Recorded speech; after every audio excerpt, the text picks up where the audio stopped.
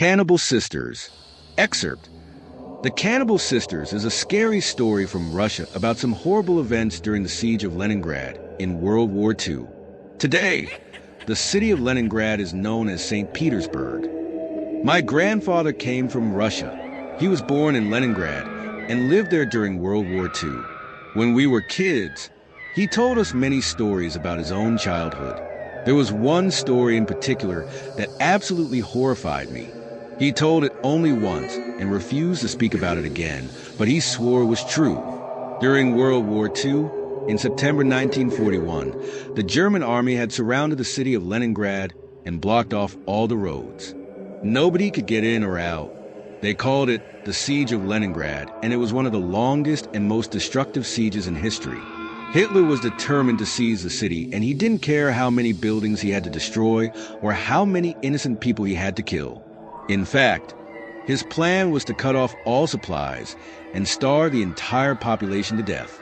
After a year of this, over 100,000 people were dead, and the streets were littered with rotting corpses. At the time of the Siege of Leningrad, my grandfather was only 6 years old. He lived in an apartment building near the center of the city with his mother and his two older sisters. At first, he said, it was not so difficult, but then the food began to run out. With each passing day, it became harder and harder to survive. There was barely anything to eat. Some days, he managed to get a crust of bread, but other days he had to go hungry. The city was in chaos. People began eating animals and pets. They caught stray cats, stray dogs, rats, and so on, and ate them all. When there were no animals left, the cannibalism began. On the first floor of the building where my grandfather was living, there were 4 apartments. All of them were inhabited.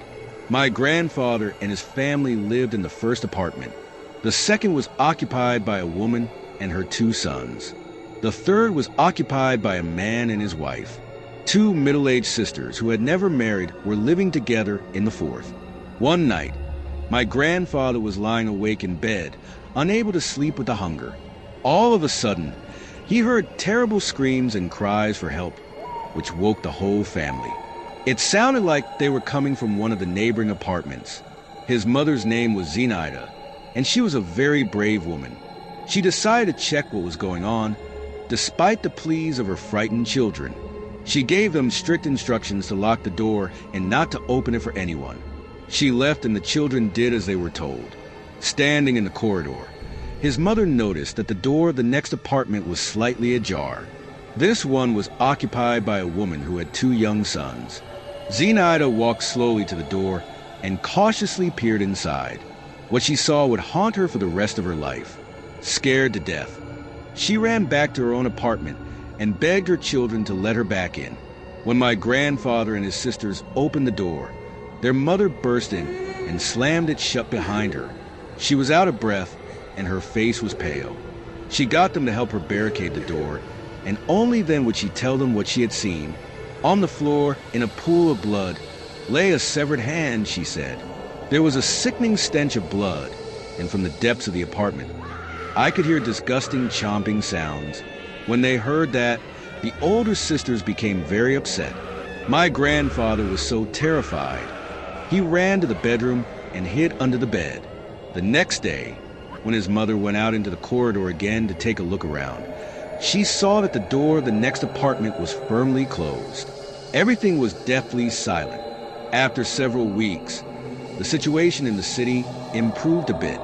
The Russian army managed to open up one narrow supply route, so some food was able to get through. None of my grandfather's family had died from starvation, but they were all very weak. One morning, his mother gathered together what little money they had and went to see if there was any food she could buy in the streets. When she came back, she noticed that the door of the third apartment was hanging on one hinge. This one was occupied by a man and his wife. Guessing what happened there, Zinaida pushed the door open and peeked inside. In the dim light, she could just make out 2 crumpled figures lying on the floor. Most of the meat had been stripped from their bones. Sick to her stomach, she returned to her own apartment. After telling her children the horrible news, she barricaded the door once again. However, They couldn't continue like this for long. Soon, their meager food supplies had run out. They had to get more, or they would certainly starve to death. Zenaida summoned the strength to get up and leave the apartment. No sooner had she taken a couple of steps down the corridor than she saw the door of the fourth apartment open.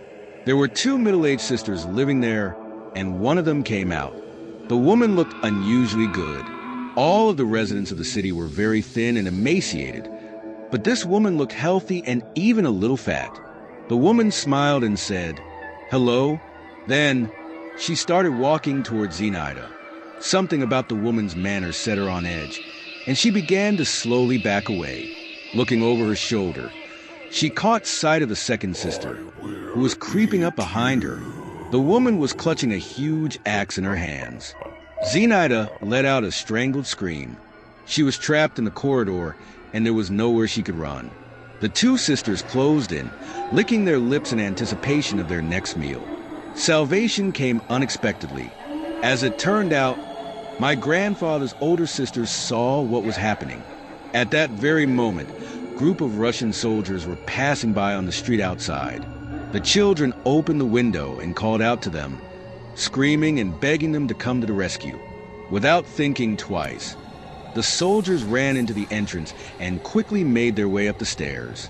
When they came to the first floor, they saw the two fat women trying to drag a skinny woman into an apartment.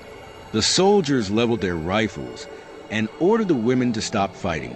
The fat woman with the axe took a swing at the soldiers, and they shot her right between the eyes, blowing her brains all over the wall. The soldiers ordered the other two women to lie down on the floor and began questioning them. Zenaida burst into tears and told them that the two sisters were cannibals, and they had already eaten the inhabitants of two apartments and were about to eat the tenants of a third.